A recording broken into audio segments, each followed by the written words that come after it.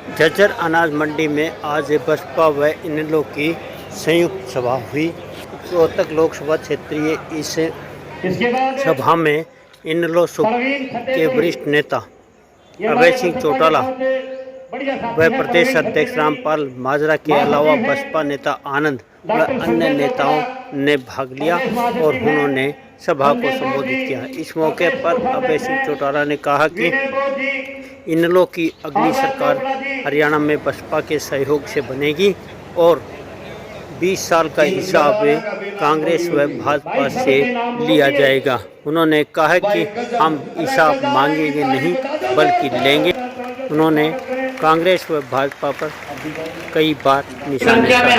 बसपा नेता आनंद ने बहन मायावती का जिक्र करते हुए कहा कि हरियाणा में इनेलो व बसपा की संयुक्त गठबंधन वाली सरकार बनाना प्रत्येक कार्यकर्ता का फर्ज है तो आज से ही इस कार्य में जुट जाएं। मैं यहाँ पर मौजूद आज इतनी बड़ी संख्या में हमारे बात करता हूँ और आज की इस विशाल कार्यकर्ता सम्मेलन को सफल बनाने के लिए जो हमारे बसपा और एनएलओ के सभी छोटे बड़े पदाधिकारी एवं नेतागण और हमारे महत्वपूर्ण हमारे मूवमेंट की जान हमारे कार्यकर्ता जिन्होंने इतनी मेहनत कर इसको सफल बनाया, तो आप सभी को भी मैं तहे दिल से धन्यवाद करता हूं। साथियों, यहाँ हरियाणा में होने वाले विधानसभा आम चुनाव के संबंध में कुछ जरूरी बातें आप लोगों के बीच में रखने से पहले मैं अपने सभी संतों, गुरुओं, महापुरुषों को, जिसमें खासकर महात्मा ज्योतिबा फूले, छत्रपति शाहूजी महाराज, नारायण गुरु बेदियार रामास्वामी जी, बाबा साहब डॉक्टर भीमराव अंबेडकर जी एवं मान्यवर साहब श्री काशीराम जी को नमन करता हूँ। साथियों, मैं बहुजन समाज पार्टी की राष्ट्रीय अध्यक्ष व उत्तर प्रदेश की 4 बार मुख्यमंत्री व पूर्व सांसद आदरणीय बहन जी के नाम से लोकप्रिय बहन कुमारी मायावती जी को भी तहे दिल से आभार प्रकट करता हूं। साथियों, जिन्होंने अपनी पूरी जिंदगी बामसेफ, बीएस4 व बीएसपी के जन्मदाता एवं संस्थापक मान्यवर साहब श्री काशीराम जी के बताए हुए रास्ते पर चलकर परम पूज्य बाबा साहब डॉक्टर भीमराव अंबेडकर जी के मानवतावादी एवं आत्मसम्मान व स्वाभिमान के मूवमेंट के कारवा को अपने आजीवन त्याग, तपस्या व कड़े संघर्ष के जरिए नई राजनीतिक ऊर्जा, शक्ति व पहचान दी है तथा उत्तर प्रदेश जैसे विशाल व महत्वपूर्ण राज्य में 4 बार बहुजन समाज पार्टी के नेतृत्व में सरकार बनाकर खासकर बहुजन समाज के लिए एक ऐसी मिसाल है जिससे प्रेरणा लेकर करोड़ों लोग यहाँ आज हरियाणा में भी सामाजिक परिवर्तन व आर्थिक तरक्की के मिशनरी कार्य से जुड़े हुए हैं। इतना ही नहीं बल्कि मैं खुद भी उनके इस नेतृत्व से प्रभावित होकर बीएसपी मूवमेंट से जुड़ा हूँ और उनके पदचिन्हों पर चलकर इस मिशनरी दायित्व, कर्तव्य व फर्ज को अपनी आखिरी सांस तक निभाने की पूरी कोशिश करता रहूंगा। साथियों, आज हमारे अलायंस पार्टनर इंडियन नेशनल लोकदल के संस्थापक व पूर्व उप प्रधानमंत्री श्री चौधरी देवीलाल जी को भी तहे दिल से नमन करते हैं। साथ ही साथ एनएलओ के राष्ट्रीय अध्यक्ष व श्री ओम प्रकाश चौटाला जी और आज हम सब के बीच में मौजूद एनएलओ के राष्ट्रीय महासचिव और हमारे गठबंधन की ओर से हरियाणा प्रदेश के मुख्यमंत्री के उम्मीदवार श्री अभय सिंह चौटाला जी को तहे दिल से आभार व स्वागत प्रकट करते हैं। साथियों, इससे पहले मैं यहाँ विधानसभा आम चुनाव के मुद्दे आप लोगों के बीच में रखूं, मैं हाल ही में ऑनरेबल सुप्रीम कोर्ट के सब कास्ट कैटेगराइजेशन के जजमेंट के ऊपर आप लोगों से 2 मिनट बात करना चाहूँगा, जिसके संबंध में आदरणीय बहन कुमारी मायावती जी ने भी अभी कुछ ही दिन पहले प्रेस कॉन्फ्रेंस कर हम सबको उसके बारे में अवगत कराने का काम किया था। साथियों, ये जो सब कास्ट कैटेगराइजेशन का जजमेंट अभी पास हुआ है सुप्रीम कोर्ट जी से, तो इसका मतलब क्या है? मैं आपको मूल्य में बताता हूँ। साथियों, ये जो ऑर्डर पास हुआ है, इसके तहत राज्य की सरकारों को पूरी ताकत दे दी गई है, जिसके तहत वो SC/ST कास्ट के अंदर जो रिजर्वेशन की सुविधा है उसको अपनी मनमर्जी से किसी भी जाति को निकालकर हटा सकती है और किसी भी जाति को उस SC/ST में रिजर्वेशन देने की ताकत रखती है। साथियों, जो ये रिजर्वेशन का मुद्दा है, ये बाबा साहब ने सिर्फ और सिर्फ हमारे राष्ट्रपति जी को और पार्लियामेंट को, हमारी पार्लियामेंट को छेड़खानी का दिया था। ताकत सिर्फ उन्हीं के पास थी कि इस सूची में किसको रिजर्वेशन दिया जाए और किसको ना दिया जाए, वो सिर्फ और सिर्फ पार्लियामेंट और राष्ट्रपति जी के पास था। परंतु ये जजमेंट के तहत ये अब ताकत उठाकर राज्य की सरकारों को दे दी गई है। अब इससे आपका क्या नुकसान है साथियों? इससे हमारे SC/ST भाइयों का ये नुकसान है कि अब राज्य की सरकारें अपने मन मुताबिक हमारे बीच में मनमुटाव पैदा करने के लिए एक जाति को रिजर्वेशन की फैसिलिटी देगी और दूसरी से छीन लेगी। साथियों, ये राजनीतिक टूल बन जाएगा, ये वोट बैंक का टूल बन जाएगा, ना कि जिस शिद्दत से, जिस कारण से ये रिजर्वेशन की फैसिलिटी दिलाई गई थी हमारे समाज को, ये उससे हटकर आज एक राजनीतिक टूल बनकर रह जाएगा। और साथियों, जैसा कि आदरणीय बहन जी ने कहा है कि ये समय के साथ हमारे सभी SC/ST जातियों को हटाकर आम जातियों में बांटने का काम करेंगे।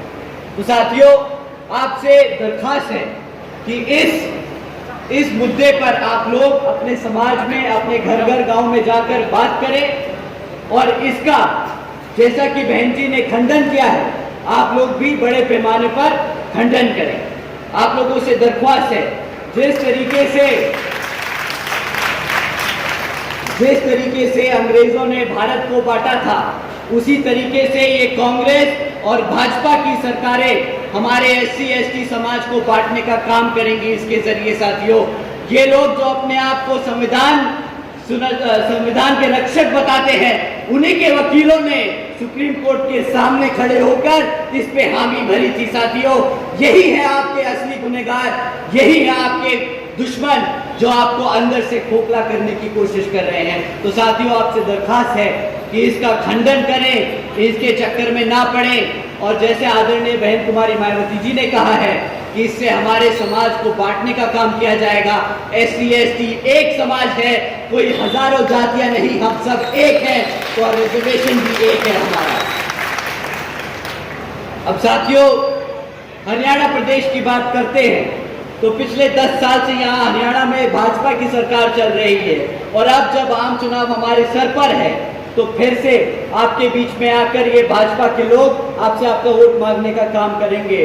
परंतु साथियों, इस बारी आप लोगों को वोट डालने से पहले आपको इनसे कुछ जरूरी मुद्दों पे सवाल करने होंगे।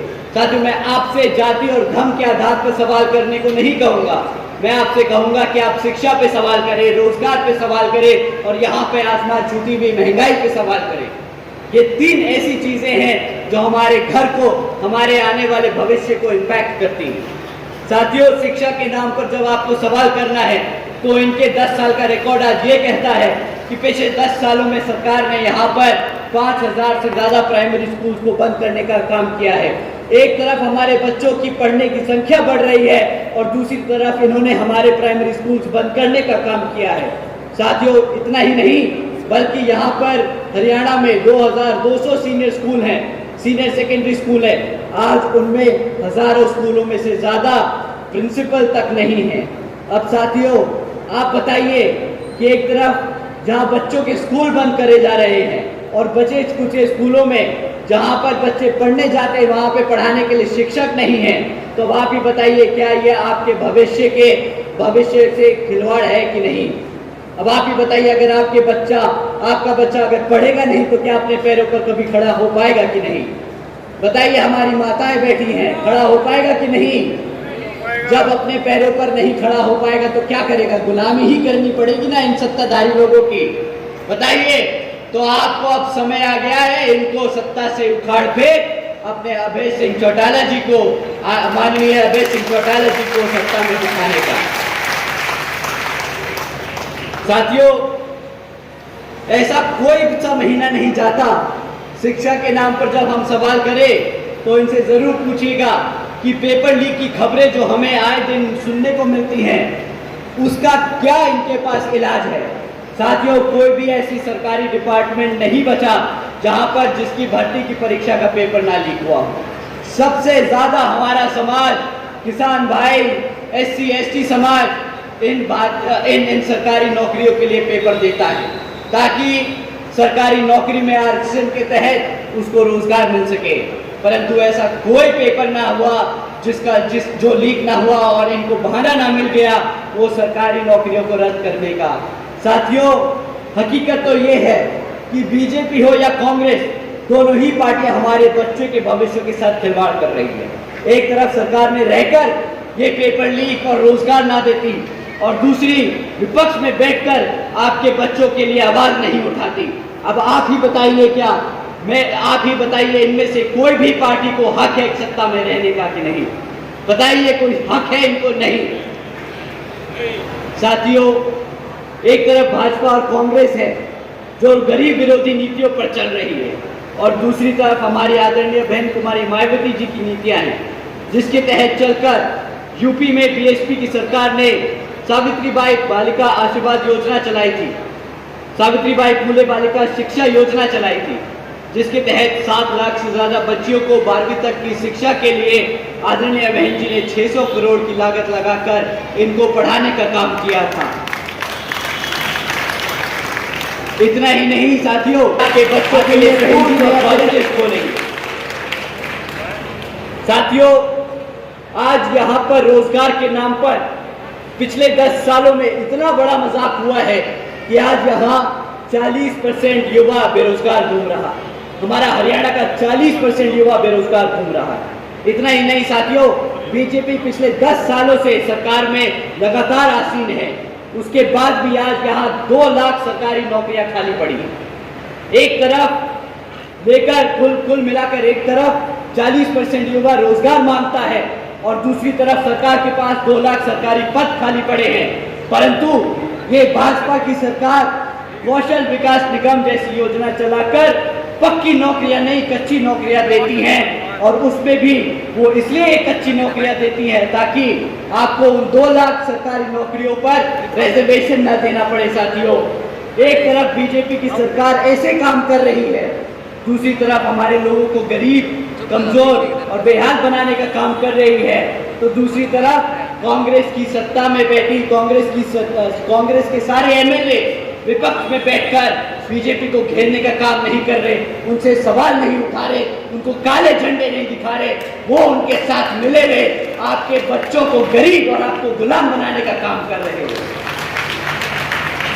साथियों, एक तरफ तो ये कांग्रेस और भाजपा ही है, दूसरी तरफ बहन जी की सरकार के दौरान 90,000 से अधिक शिक्षकों को रोजगार मिला था, 1 लाख से अधिक सफाई कर्मचारियों को रोजगार दिया गया था। सभी लोग हर मोर्चे पर सावधान रहे। आपका वोट बहुत कीमती है, आपका वोट कोई खरीद ना पाए, आपका वोट कोई लूट ना पाए, आपका वोट कोई पढ़ने से रह ना जाए। साथियों, जाति बिरादरी, धन बल, मंदिर मस्जिद या किसी भी भावना आदि के नाम पर कोई स्वार्थी अपने जाल में फंसाकर आपके वोट का दुरुपयोग ना कर ले, क्योंकि साथियों, देश के हर एक महिला, पुरुष व युवा को वोट डालने का अधिकार यहाँ पर पूछे बाबा साहब डॉक्टर भीमराव अम्बेडकर जी की अति महत्वपूर्ण देन है। मैं आप सभी से एक बार फिर से खास अपील करता हूँ कि आप लोग यहाँ अपने अपने क्षेत्रों में जहाँ बसपा और एनएलओ के विधानसभा उम्मीदवार चुनाव लड़ रहे हैं, तो आप उन लोगों को वोटिंग मशीन पर बसपा का हाथी चुनाव चिन्ह और एनएलओ का चश्मे का चुनाव चिन्ह के सामने वाले बटन को दबाकर यहाँ पर उन्हें भारी मतों से जिताकर विधानसभा में भेजने का काम करें, ताकि आने वाले समय में आप सब हमारे अपने श्री अभय सिंह चौटाला जी को मुख्यमंत्री के रूप में देखकर आपके लिए काम करने का मौका दें। अब अंत में मैं अपनी बात यहाँ ख़त्म करने से पहले अपनी सारी माताएं बहनें, सारे बड़े बुजुर्ग, हमारे सभी युवा साथी, हमारे सभी प्रेस के, हमारे मेहनतकश गीतकार, हमारे सभी कार्यकर्ता और नेतागण, आप सभी का मैं तहे दिल से धन्यवाद करता हूं।